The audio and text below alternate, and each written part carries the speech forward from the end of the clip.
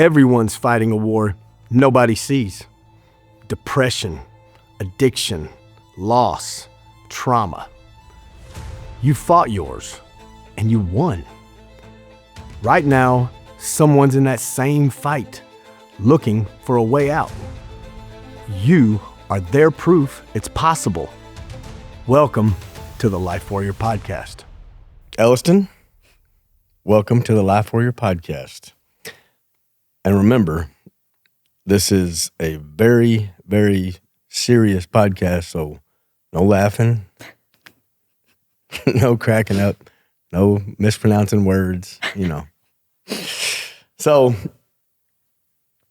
for everybody out there that doesn't know, been down this road for about a little over 2 years. This is something that is now really prominent in the world, having to do with AI, and not the good part, the bad part, where people are using it for sextortion and all kinds of things. And that is where you come in. For anybody out there who doesn't know, this is my daughter. So I've walked this with you and your mom this whole time. So I know the story, but a lot of people out there don't. This is coming from your perspective, a kid's perspective of what it was like, how it felt, and how you got through it. So October of 2023, you come rolling into our room with a panic look on your face and telling us that there's these fake images of you all over Snapchat. Oh, I can't remember. Was it Instagram too? It was kind of spiraling through Instagram DMs from a couple people, but it was mainly through Snapchat. Yeah, I just remember Snapchat being the main thing because we had fought with them forever. But So, that sense, we'll start from right there. Started that day, October 2023, come rolling into our room. Hey, this is what's happening, right? So let's talk about that week, because it seemed like it lasted. To me, it felt like it lasted for months, but that first week was, until they caught him, was pretty crazy. So talk about that week and what you went through, and then we'll talk about the rest. Well, it all began that Monday morning. It was October 2nd, 2023. I was a freshman in high school. I was 14. I was on the volleyball team, so I had so many things going on. I had biology, and I had so many tests coming up, and that's really the only thing I was worried about. And then that morning, I woke up at 6:15 in the morning. I had to go to volleyball practice, and there was a text from one of my best friends, and it was a collage of pictures. One individual picture of her, and then one individual picture of me. Just normal photos from our Instagram that we had taken on vacation, or just like a photo we had posted. And then it was the same photo of her with an AI body on it, practically stripping her clothing off using AI to make a nude body. And then same thing with my photo. So there's two normal pictures and then two explicit images.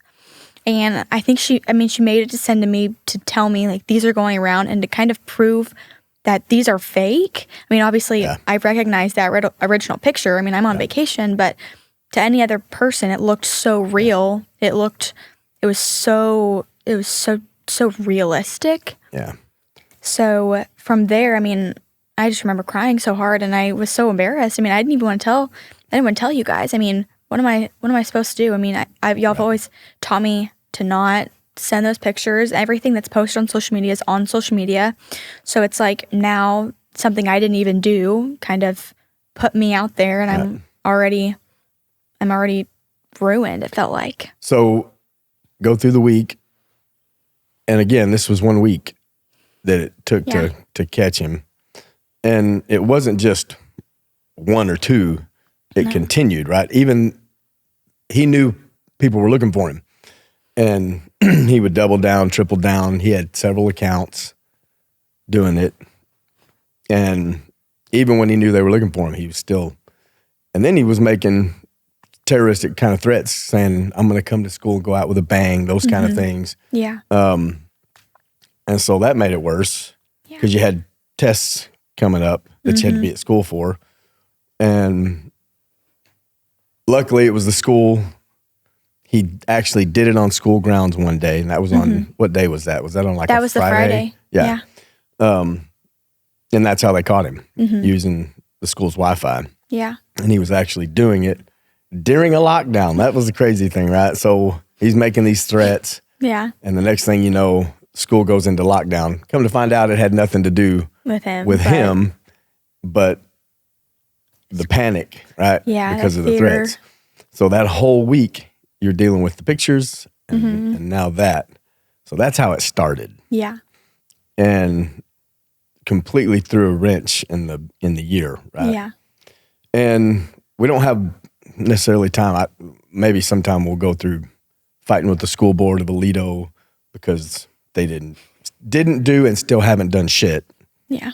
Haven't even tried. So we'll go into that sometime. But so we're all kind of at odds. Like, what do we do here? And so we start down the road with the school, and they finally catch him.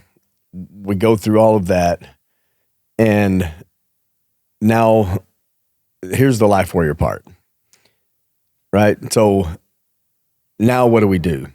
There's no laws, there's no rules that can help. So we feel like we're stuck. And now you have to go through this. And this was over a 2-year time period. Yeah. But so talk about from the time they caught him, what your thought process was of, okay, how do I handle this? What am I going to do? Am I going to shut down? Am I going to quit? Am I going to leave the school? Because there are a couple of girls that did, right? Because of it. So talk about your mental process and your thought process of what am I going to do now and how it is affecting you.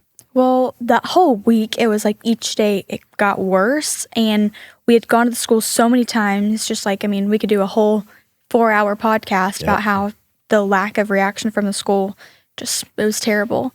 But I mean, it was evident that the school did not care. They showed us that throughout their actions, throughout their communication. We were the least of their priorities. Right. So that was super. They wanted to hide it. Yeah, they wanted to hide it. They wanted us to they wanted him. They thought that if they took him away, maybe put him in a different classroom, that we wouldn't see him all day, that everything would be great. Yeah. But yet they weren't talking to us. They put him in suspension for a semester, but yet they still wouldn't tell us who he was because he was a minor. Yeah. They still felt like they had an obligation to give him education when they weren't giving us our protection. They weren't giving us security. It's like, it literally felt like we were talking to a blank wall. Yeah. They showed no signs of like respect towards us, honestly. Yeah, no, I agree. So just like over and over and over again, it felt like nobody cared, and it still felt like that's all people saw me as. I mean, this was a conversation. These images were still talked about, and they still are talked about. Yeah. I mean, like, I feel like I can't hide from this, and especially when this first happened. I mean, that's all everyone talked about. I mean, even though I have a massive school, word spreads, social media is massive, so everything is just spread around. Yep. So from when he was caught until he was caught, beginning of October, he was taken out of school, and then we fought over and over again to kind of get a little bit of justice. We went through a Title IX investigation. We contacted Snapchat to get the photos down, and yet nothing for months. It was silent. Yep. And then we were told he was going to come back to school. He was going to come back to our classrooms. Yeah. And I'm 100%, maybe not 100, but at least 99% sure that if his parents hadn't taken him out of our school, he would still be in my classrooms. He would still be involved. Yep. There was no sort of like punishment for him. I mean, he got charged with a Class A misdemeanor, but his record will be expunged at 18. It was so pathetic, and it was so discouraging. Yeah. So, I mean, all I wanted to do is hide. I mean, all of the girls at this time, 3 of the girls were touring new schools. I was having conversations with y'all about what are some other options, because I don't want to be here. I mean, I can't even bear to step foot in my classrooms when all people see are these images of me. Yeah. It was so hard on my mental health. I mean, I struggled at school. My grades failed. I missed so much school just out of anxiety. My volleyball, I was a volleyball player, and it felt like I couldn't participate because my mind was never actually focused. Right. That was the only thing going through my mind were these photos, my reputation, how I was viewed, because it just kind of diminished my true character. I mean, that's not who I was. Yeah. So, I mean, it was so hard trying to get back into life after this when it felt like everything was rocked. And we'll have your mom on here in a minute, but she started down that road, right? And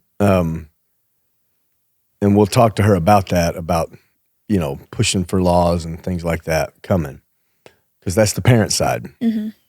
But there was a time period where, like you said, you were just kind of out of it a little bit, trying to figure shit out. And then there came a time you had to make a decision. There was a decision to be made. What am I going to do? Am I going to quit and lay down and let this bury me? Or am I going to move forward? And anybody that Googles your name already should know that you chose to move forward. And so other kids out there listening, because we both know kids kill themselves over much less. I've made tons of calls in the fire department for much less. And for me, that was a concern, right? But you decided to do something different. How did you come about that thought process of deciding, hey, I gotta do something? Well, I mean, my mom's always been one to like stand up for other people. So, I mean, when she began talking about it and people actually kind of listened, I mean, for the first time, we spent months and months and months of getting hit with no sort of communication. And we finally got some sort of recognition. Like we got some sort of reassurance because it felt so discouraging as nobody cared. And yet people are now realizing, oh, this is something serious. I mean, we didn't get a lot of recognition, obviously, in the school, but in our state government, we got a little bit of communication there. And obviously, my mom will go more into detail about that.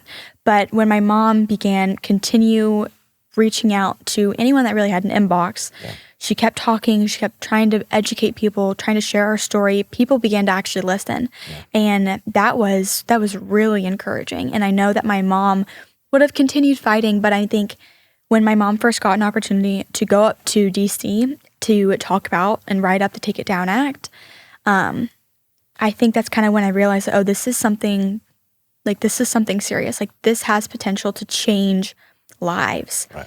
And I almost, I had an epiphany. I mean, this is the moment. It felt like the Lord was giving me an opportunity, and it was directly placed in front of me. And I felt like none of the girls wanted to speak out about it. None of the girls' parents, everyone was so scared. Everyone was so scared. I know my mom was scared, but my mom had strength to do that. And I felt like I could be that voice for my friends. They all supported me, and it felt like I had to do this for them. Yeah. Maybe I can't change our past, but I know I can change somebody else's fate. And I think that's kind of what changed inside, is that I can do this for other people. And I was very hesitant. I mean, talking about this made myself a bigger target. I'm admitting to something that humiliated me, and I was like, do I even want to do that? Like, my mom's already doing a fantastic job. Do I need to? Yeah.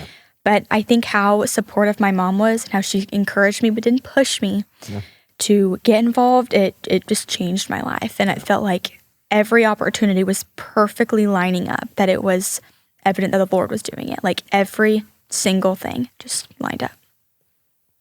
Austin was the first time you spoke, right? No, my mom spoke in Austin. But didn't you speak in Austin too? I don't know. I think that was with my mom. The first time I spoke was when we went to DC. Okay. Mm-hmm. I thought I was too scared to go that one time. Yeah, I know y'all went, but I said I was too scared. No, I remember that day. She was nervous too, the very first time speaking in front of those people. But so, all right. So you start down this road and you go speak in DC, and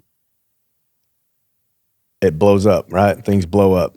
Luckily, and I got to say, Phil King, a lot of these people these politicians that finally stepped in and actually listened and were like, okay, this is a problem. And Ted Cruz, same thing. Yeah. You know, none of them had to take it. Right. But they thought it was big enough because AI had been in the news. It's all over the place. Elon and the whole thing, and obviously and people out there don't know, but we sat and listening to, you know, guys who are FBI, things like that, who told numerous horrific stories of sextortion and things like that. And so it was awesome that those people picked up the sword and they were going to carry it. But it's still, they needed you to do that. And that first time you spoke in DC, it blew up. And I think, like you said, you realize, all right, there's something that can be done here. And so you started down that path, and it's still going. You're going to the Oprah Winfrey podcast on Tuesday in New York to tell your story. They shot a documentary in our house just not long ago that's going to be in like 44,000 schools around the country.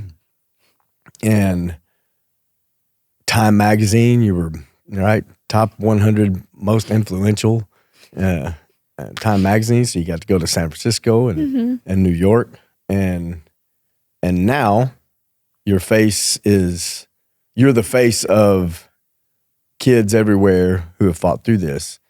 And so how does that make you feel that that's you? You're the one who picked it up and carried it, and it's still going. I mean, it feels surreal. I mean, at the end of the day, I feel like I'm just a normal person, but I also feel like there's been a position placed on me that I feel like I have to continue. Like, this isn't, it would be selfish of me not to continue to fight, to continue to spread awareness, to continue to educate people. Because like you had said, people are losing their lives to this. Kids are so alone in this situation. And it's like, why would I not? I mean, we have something here, and it's just, I feel like it's been a crazy journey for sure, but it's surreal, honestly. Right.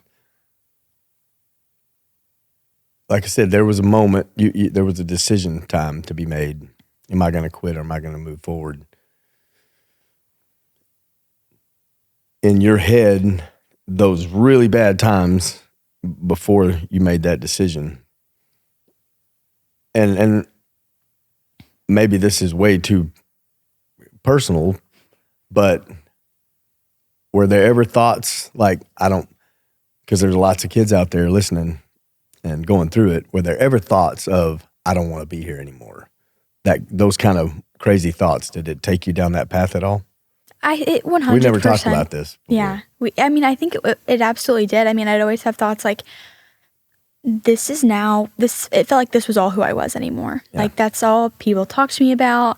People constantly ask questions, and it felt like I was never going to be able to outlive this. Yeah. So I remember, I think it was a week or two after, I just remember being so isolated, and like, no matter where I went with my friends, it felt like it followed me. Yeah. Even my escape area with my people, it felt like I was still being monitored. It felt like my life was still like being torn down. Yeah. And I just remember being like, I don't have to do this. I don't have to continue living like this. Yeah. And I don't have to be here. Right. And so that's an important thing for kids to hear, that are in this moment, because we know there's a representative out of South Carolina whose son was 17. And I think, and we'll talk about this with your mom, but from the time some of those images, a group had gotten a hold of him, from the time he got the, whatever messages they sent him to the time he killed himself was like, what 20 minutes? Or it was a very short time. And so that's how bad it can get really fast.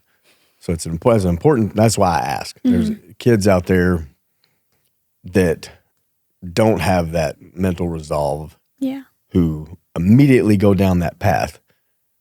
And so if to those kids out there right now, what would you tell them?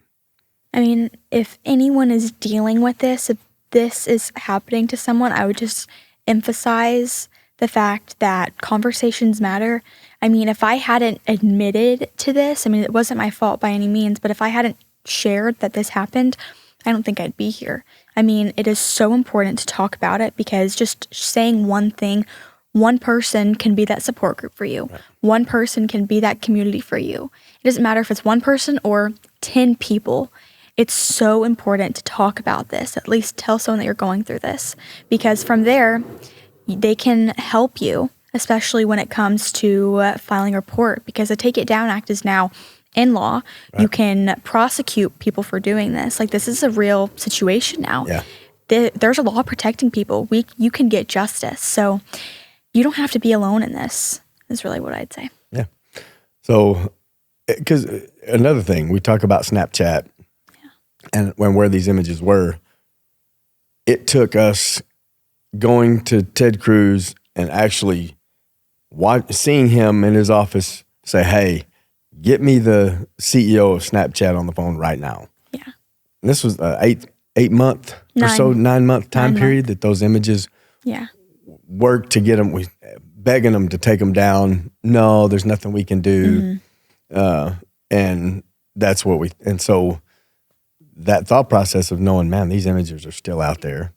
They're going to be there forever. When I go to college, when I apply for a job. And all of that, they're going to be there. And him, like you said, his record being expunged when he turns 18, he'll never have to worry about that again. You'll have to carry it forever.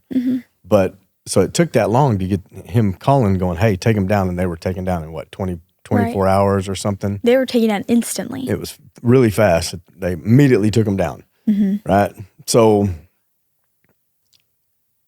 that we got that done, and I thought that was a really important step. Yeah. Because at least you now knew, okay, those aren't there anymore.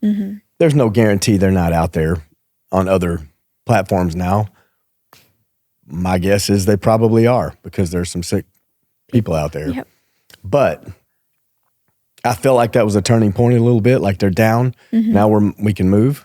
And I think that's also something the Take It Down Act does, is like it's so hard to get legislature passed that has to do with social media. But yet this act has to do with social media, has to do with making or classifying these photos as child pornography. It really secures all of that, and it feels like we had none of that before. Yeah. So moving forward from that, let's talk about, well, this was really cool. The things that you've gotten to do, right? Because of this. And again, I think this is an important point for kids to see this shit doesn't have to bury you. And there are better days ahead, but you have to be here to see them, right? Yeah. And so, man, talk about a little bit of all the things you've gotten to experience because of this terrible thing that happened. Well, I feel like I don't want to brag. No, it's not bragging. I mean, these are people asking you and your mom to do these things because y'all had the actual courage to stand up and actually fight instead of sit down. So it's it's awesome. So, I mean, it's a blessing. I mean, we've been on Good Morning America, Fox and Friends, CNN. We've been able to go to New York and San Francisco and New York again, and then fixing to go to New York again. Yep. We've been able to just travel so many places, meet so many amazing people. We've been to DC, I think, more times than I can count. I mean, especially we got to meet the President of the United States. I sat next to the First Lady at the 2025 State of the Union. That was cool, yeah. People don't know that. Like the State of the Union, when I always ask people, hey, did y'all remember State of the Union? That little girl that was sitting next to Melania in her box, that was my daughter. That was her. And so does that bring you, has that helped you? All the great, cool things that have happened that you've gotten to experience, has that helped the process?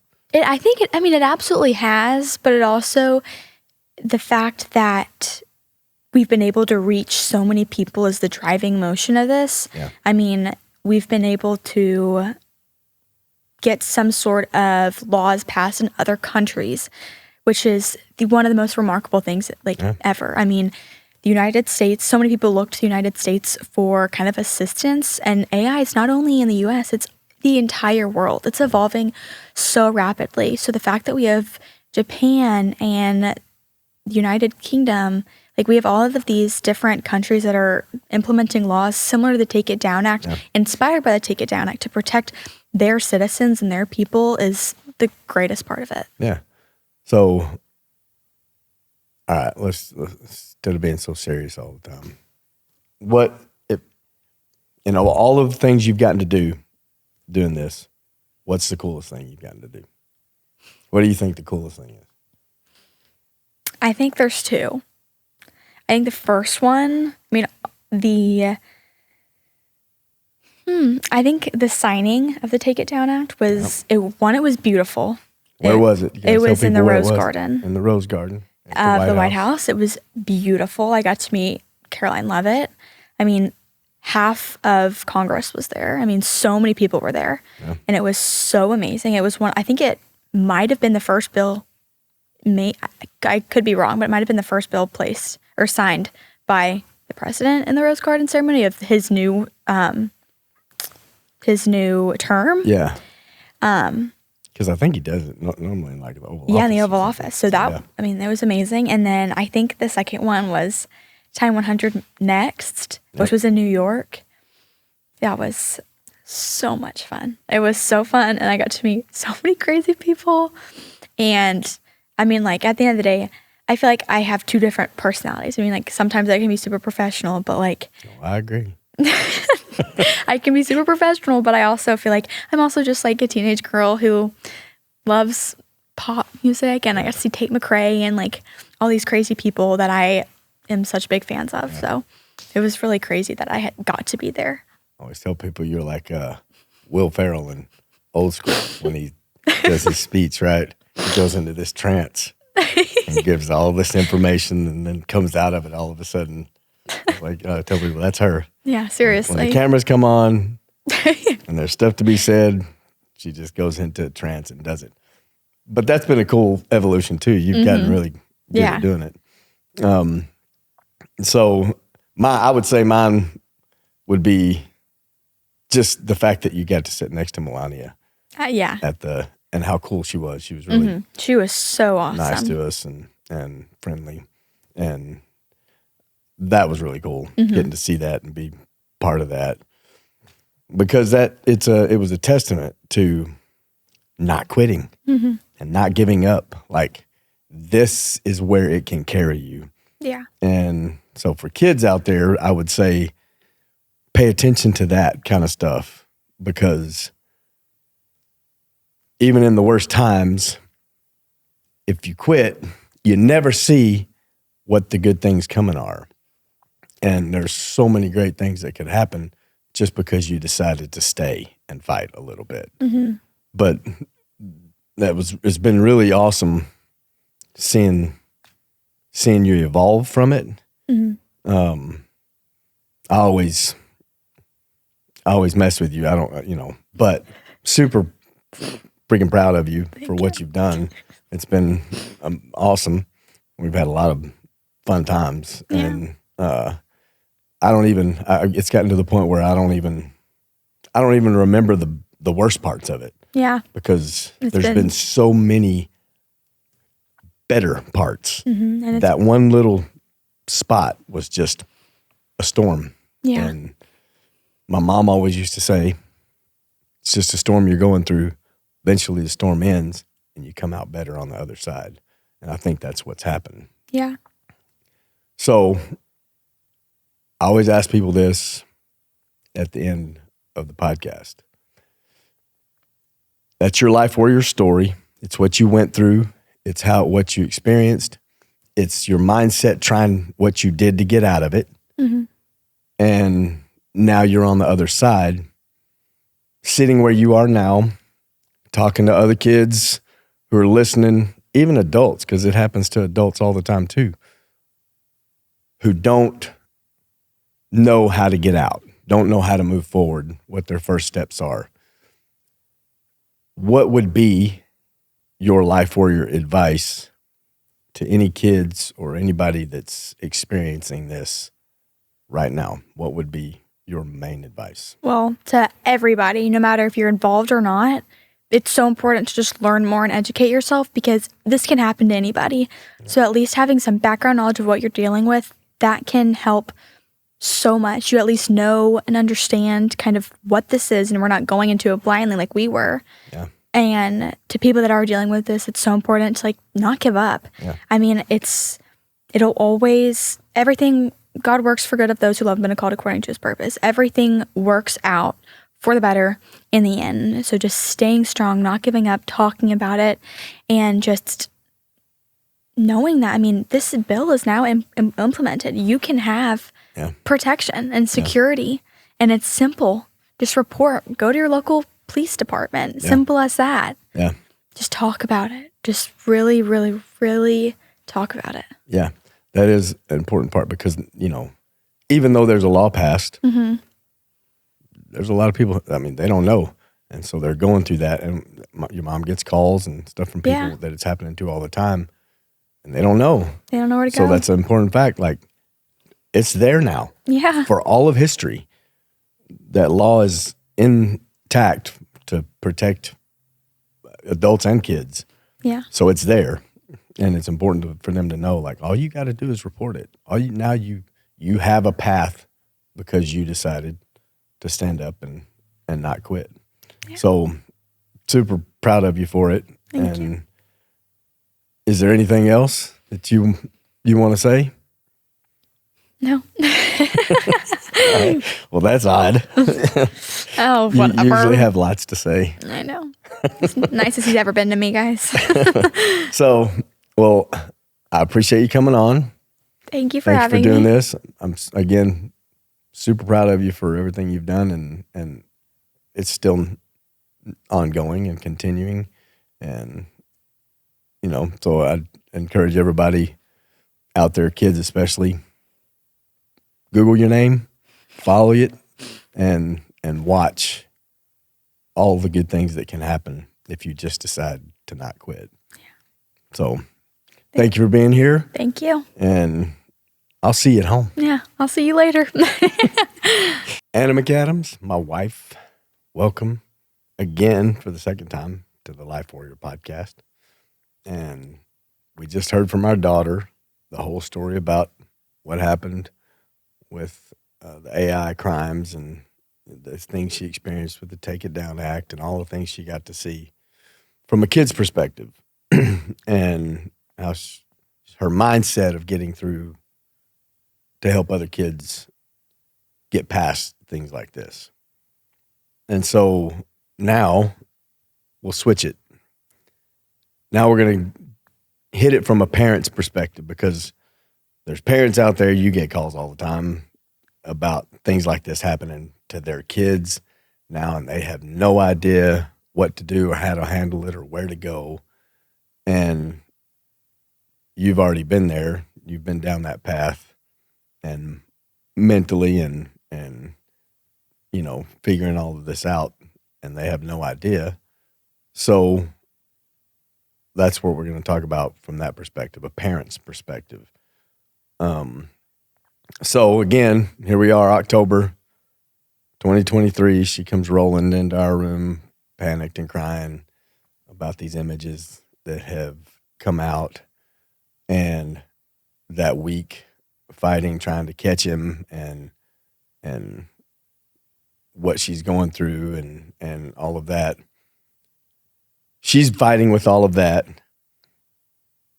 and you're fighting with, what do I do to help? So let's just start there. What was the first thought? What am I going to do now? What's the first thing I'm going to do? Well, at first, I had no idea what to do with that.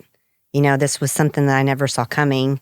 And, we've talked many times, you kind of already know ahead of time, kind of how to help your kid just from life experience. Right. And then going into this, we'd never experienced anything like this. So there wasn't a playbook. There wasn't anything, anybody telling us what to do. So it really was just kind of all I knew to do was to speak about it, talk about it, try to get somebody's attention. And that was frustrating because we couldn't, nobody really wanted to hear. They wanted us to be silent. Thought, surely the school is going to do something and help us out. Yeah. And we found out real quick that wasn't going to happen and still hasn't. So, you know, you and I met at the school with principal and assistant principal and all of those people, and nothing, really nothing. Luckily, they caught him on school grounds doing it, so there was a little something they could do. And we both know that there was more they could do. Sure. There was plenty they could have done to get him expelled from school, which they didn't. We know why. It's that Alito High School thing. Let's push it under the rug so we don't get that black eye. And that was frustrating as hell for both of us. And so we went down that path for a short minute, and we realized nothing's going to happen. So what did you do next? Well, I just started telling people, anybody that would listen. I mean, from local law enforcement, our local reps, and because there was nothing in the law that classified what he did as pornography or child endangerment of any kind, exploitation, there was nothing they could do. I mean, law enforcement was literally at a loss as well and was talking about how they needed some kind of law that would help protect. And so that's in my brain where I kind of went, well, if I can't get anything on the local level, then I think it's time we've got to do something bigger. Yeah. And it's something that's so important because it's happening so much.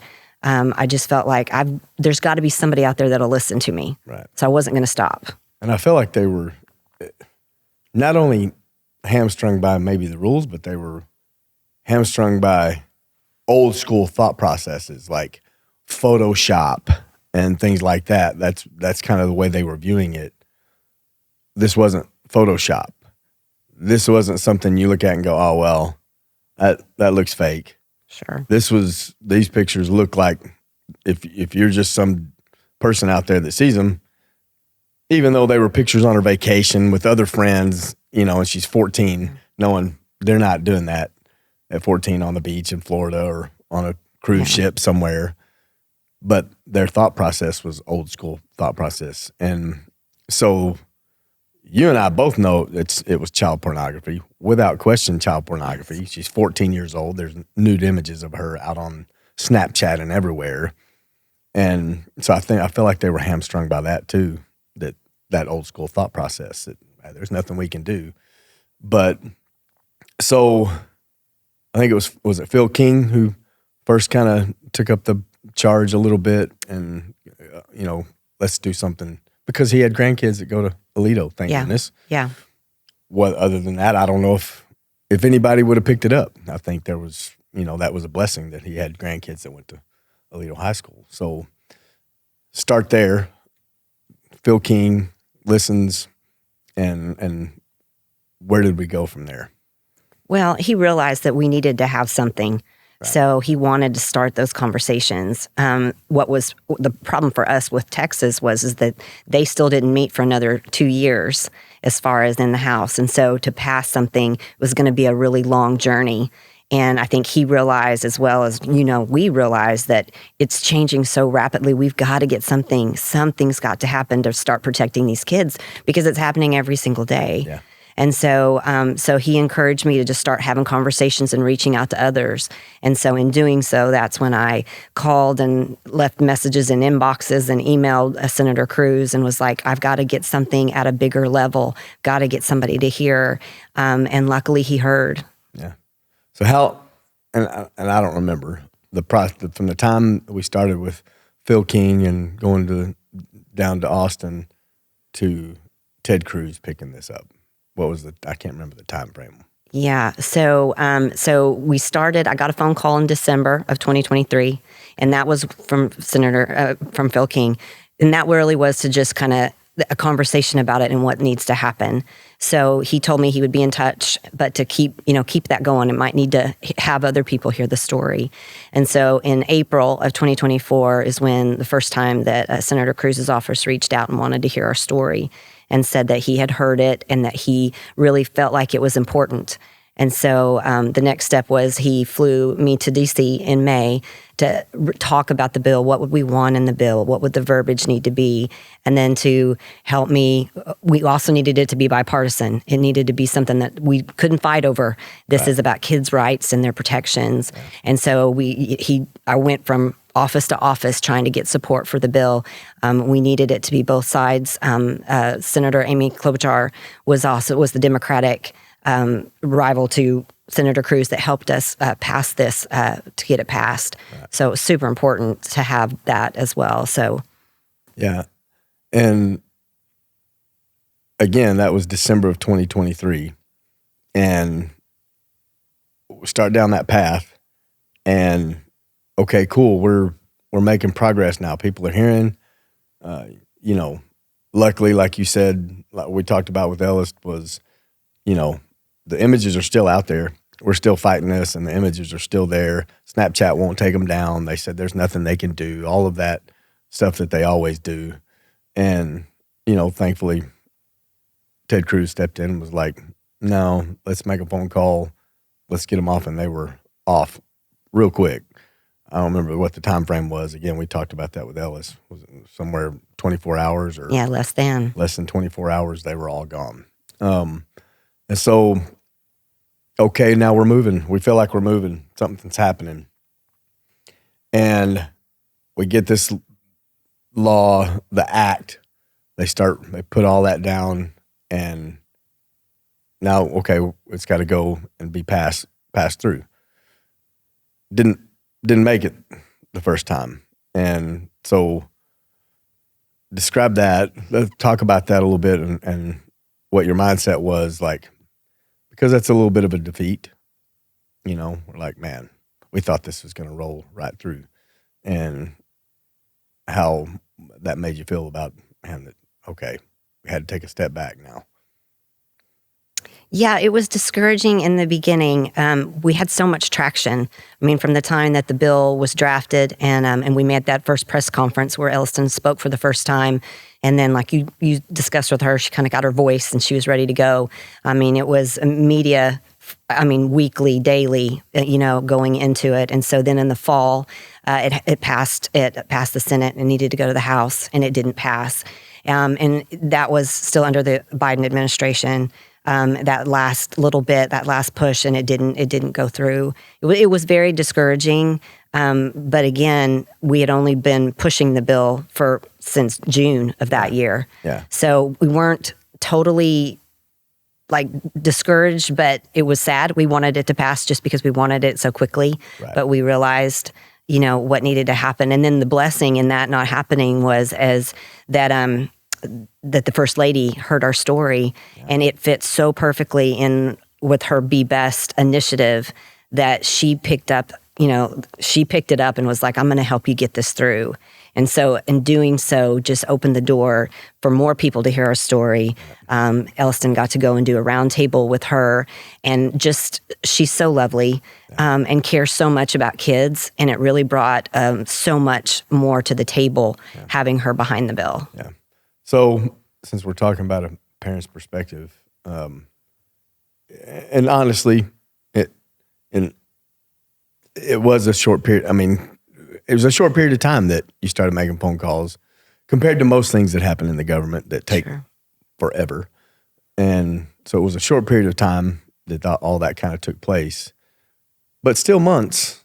I mean, we're not talking about weeks. We're talking about months here. And I watched it all happen. And so as a parent, your mindset of, again, like I talked about with Ellis, am I going to quit? Where do I stop? What is too much? What was your mindset? Like, where was your mindset in all of that? Where am I going to go? How far am I going to push this, and why? I think for me, it was so important to get protections for her, for other kids, that like I couldn't stop. It wasn't an option. So, once I started getting traction and people listening, and then the bill being drafted, and it was just like it was fuel to my fire. Yeah. It was like, I'm not going to stop until we have a law. And if it isn't the Take It Down law, then we're going to find something, because it is happening so much. And when you start hearing their stories, other than, not just Elliston's story, but, Gavin's, you talked about that from South Carolina. When you start hearing those stories, you realize the tragedy of it. And AI is something that's not going away. Yeah. It's only increasing daily. And so it's like, it was just it had to happen. Yeah. And so if not, in the first round, it's going to happen at some point. So it was like, I'm not going to give up to protect my child. Right. And I really don't know how to say that, but it wasn't just her that this happened to. It was a group of her friends that this happened to. And, everybody's got to make a choice, a decision on how they handle it. And, there were parents that they didn't want to know part of it. The thought process of not ruining that poor kid's life because of a terrible decision he made. I don't understand that mindset. You don't understand that mindset. But, there are parents out there listening right now. Like you said, you get calls all the time about things like this. So from a parent's perspective, what would you say to those parents who are wavering on the fence? What should I do? Should I move forward or should I not? Well, I would say that we are the protectors of our kids. There's nobody that's going to stand up for your child more than you. And so I know that not all parents wanted to take up this fight, and we were okay to do it. Yeah. But if we hadn't done it, if we not worked for that, we wouldn't have this law now. Yeah.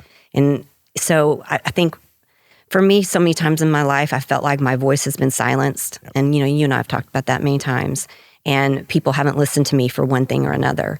And this was something that was so important, and is so important moving forward, that I wasn't going to stop. I'm not going to stop protecting my child. And parents have to realize they're the first line of defense. Okay. And so I would tell all parents to stand up, to do something for your child.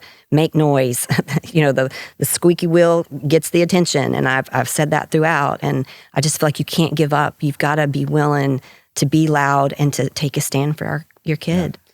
Yeah. And I think it's important in this story. People don't, Elliston, she's gotten a lot of press and a lot of attention for her voice and pushing forward.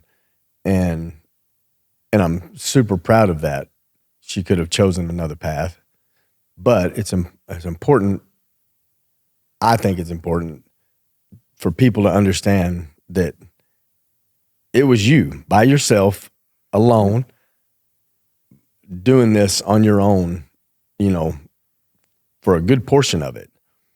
And the power that one person has, a parent has, making a life warrior decision of going, I'm not fucking quitting.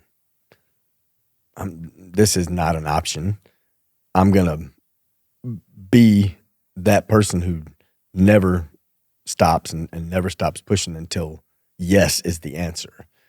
And so I think it's important for parents to hear that it was the parent that took up the fight. It was the parent that pushed. It was the parent that didn't take no for an answer.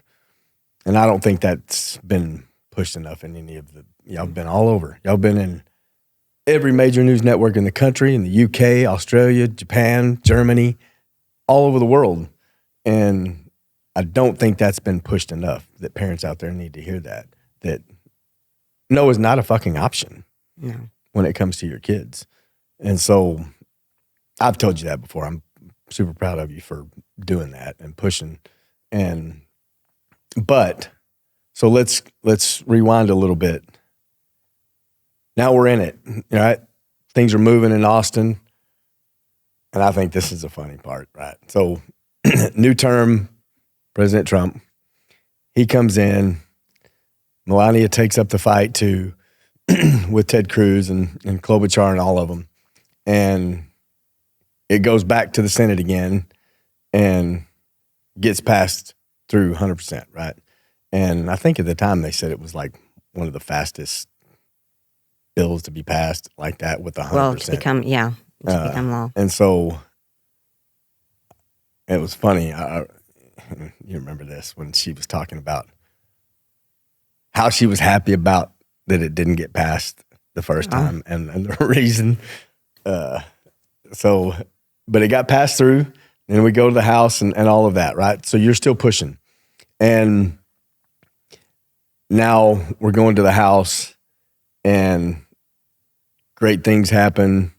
It gets passed, but the fight still isn't over, right? So you continue down that path, and now you're doing other things, right? So Elliston talked about it, gets passed, it's into law. Now there's a law on the books for all of history, because of you and Elliston not taking no for an answer. You get to go to the Rose Garden. You've gotten to meet, we met Tom Homan, we met all of them, and how great they treated us. But now you're doing other things, right? So because AI is still huge, what are some of the other things you're involved with now? Sure. That are trying to help? Well, and you brag about me, but I couldn't have done all this without you, and your support in all of this as well, and unwavering support. So thank you. So we got a law, but it's not over. And for us, it doesn't end there. So now we've got a tool to be able to punish and also force big tech to take down those images within 48 hours. But if people don't understand what it is, they're not going to use the law. Talk about the law for a second. Yeah. Tell what it is. So it makes what happened to Elliston a felony, when that was super important to us. And part of the problem with what happened to Elliston was the kid who did it was also a minor. So he was even more protected than just somebody who was over the age who did this. Right. So we kept running into him being protected, with his probation and all of that. And so for us, it was so important that there be some kind of consequence for what happened. So it makes it a felony, up to 3 years in jail. And that felony does not go away. So it will not be expunged when he turned 18. Right. But then the other part of that was that it forces big tech to take down the images within 48 hours. And so they have that amount of time. Once you report it, they have the 48 hours to try to take it down. So there shouldn't be anybody out there with their images out there for 9 months fighting with Snapchat. And we even had a warrant, and we still got no response from Snapchat. Yeah, it had to be a state senator to actually make a call on your behalf. Right. To get it and to like happen. you talked about, even Ted Cruz said this. If you're Taylor Swift or somebody else, you'll get it done. Yeah. But a regular people who it's happening to way more, almost impossible until now. Yeah. And so, so now it's a felony. This is so parents need to hear that. If you're a parent out there and you got a kid going through it, it's the take it down law. It's no longer an act, it's a law. And you have grounds to stand on now. And so you got that done. But again, there's other things you're doing. So again, go into a little bit of that. What else you're working on now? Yeah, so because I'm getting calls still on a weekly basis from this happening and parents not knowing what to do with it, one of the things that we've realized is that there has to be educational tools put in place. So we've been working with a company called Adaptive and another company called Pathos, and together we've partnered with them to make a curriculum that can go in any school across the country, and it targets faculty, staff, kids, parents can use it, and it's free. It's completely free. You can go and download it on Adaptive AI on their website, but it is training, and it tells you what to do when it happens, what to do to prevent it. If it does happen, all the resources that you need our law, other laws that are out there now, other organizations like RAIN and NCMEC that can come and can help with just the mental side of everything. And so for now, our push is really to try to get out this educational tool to everybody across the country. And so we're working with the First Lady's office, trying to get their support in this as well, because this also fits into her Be Best. But we've got to get the word out there so that people understand what this is. So what sextortion is, what AI sexual crime is, just what abuse is, exploitation, all of it. And so we've continued to fight that fight to try to make that happen. And so now we have a tool that launched in January. So we're continuing to push that as well. And then I'm also trying to work on an app where it would be a facial recognition app that would, be able to tell if this kid's still doing it. If I put Elliston's face into this app, it will run anything that's going. It will know. It'll be able to notify law enforcement of what happened, and then also they'll be able to report it to Big Tech for us, and then they can monitor that with the FTC to see if Big Tech is going by the law and keeping getting those images down within 48 hours. Right. Having the law is one thing. Enforcing People it is following another. it is completely different. Yeah. Now, again, for parents out there, and this is why I think the more of these podcasts you can do, the better, because it gets the word out to people. Because even though y'all were all over the news, you were, all over every major news network, you've been in D.C. and New York and still doing things constantly, there's people who don't hear, they don't know. And so that's why I think it's important for more people to hear, like, there is a path. It's no longer a dead end road for you, and you have a place to go because of the Take It Down law, and all of these extra tools that you're working on. And it's huge. And to the fact where, tell people a little bit about, the UK, of what just recently happened with you and somebody reaching out to you from Parliament in the UK. Yeah, so they reached out. So they're looking at the Take It Down Act and wanting to do something to pass there. I mean, again, we realize this is a worldwide, pandemic, if you want to call it. Right. I mean, AI is just changing the way we do everything for the good, but then also for the bad. And so they used our bill to draft and to make their own Take It Down. And so we're seeing that in other countries now, where they're using our verbiage and how we did that to enact laws in their own countries to protect kids. Yeah. So very exciting stuff. Yeah. And like I said, it's been a really crazy journey that, like you said, if you would have wavered and gone on the other side of the fence, none of this would have ever been a thing.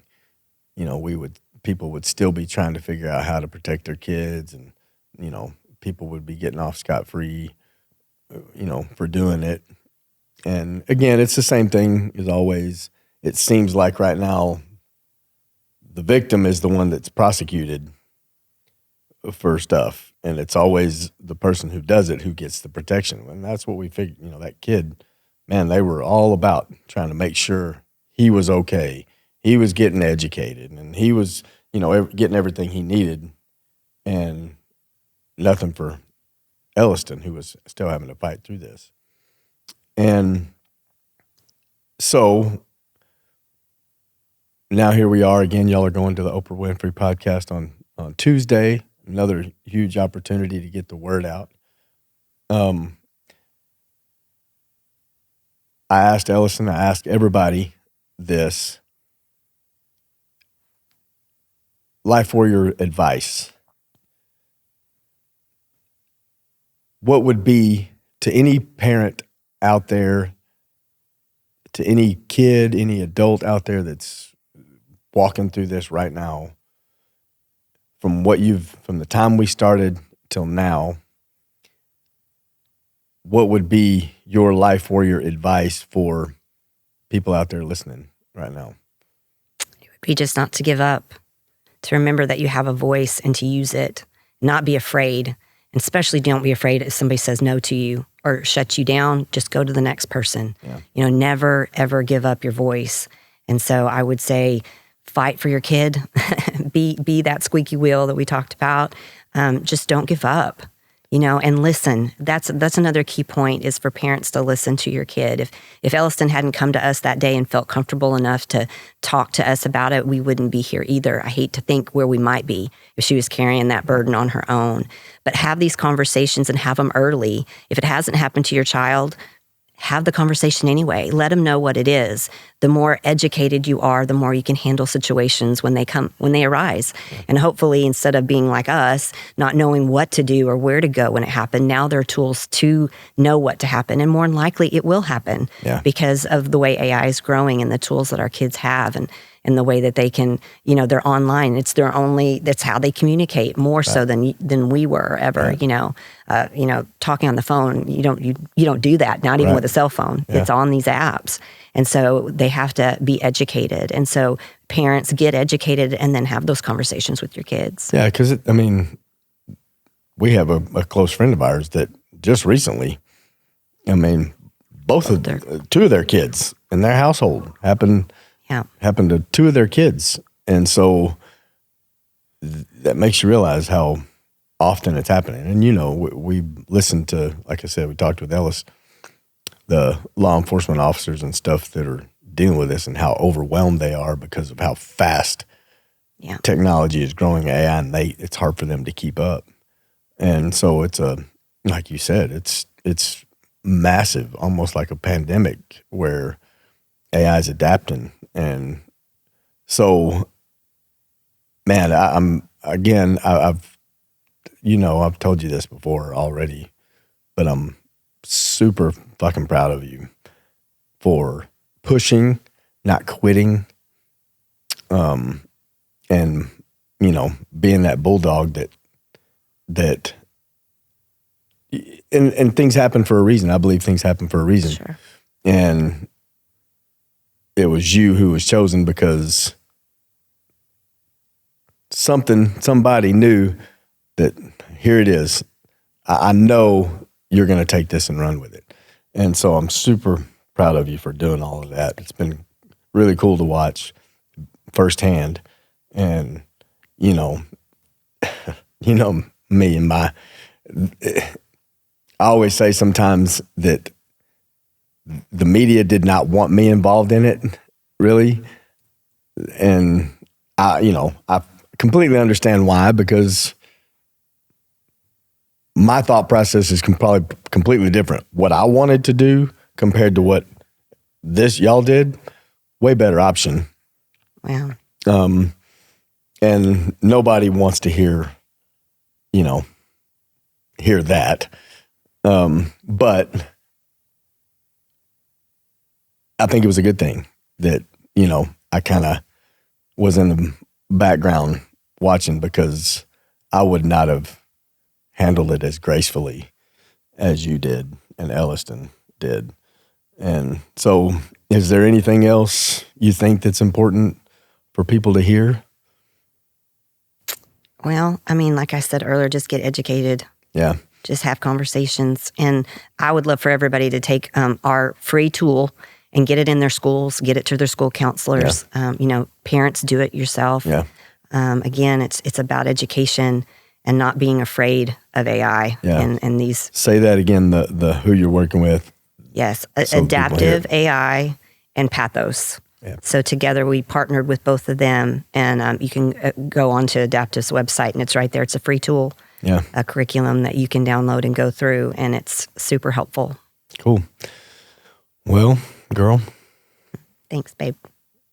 I'm proud of you, and I can't wait to see, what's coming next, books and all kinds of stuff. And it's, I'm just excited about everything that's coming for y'all. And for Life Warrior too at the same time. So I think we're both kind of in the same mindset. We're, mine's used to help people for a different reason. And so we have that same mindset. And so I appreciate you coming on. I appreciate you being here and being part of it, and taking the time to sit down, even though I'm not Oprah Winfrey. Babe. I'd rather be looking at you. Thanks for having us. Thank you for being on the Life Warrior podcast. Yeah, thank you. I love you. Today, go do Life Warrior shit. Remember, try to make somebody else's life better. I promise, if you do, yours will get better too. We'll see you next time.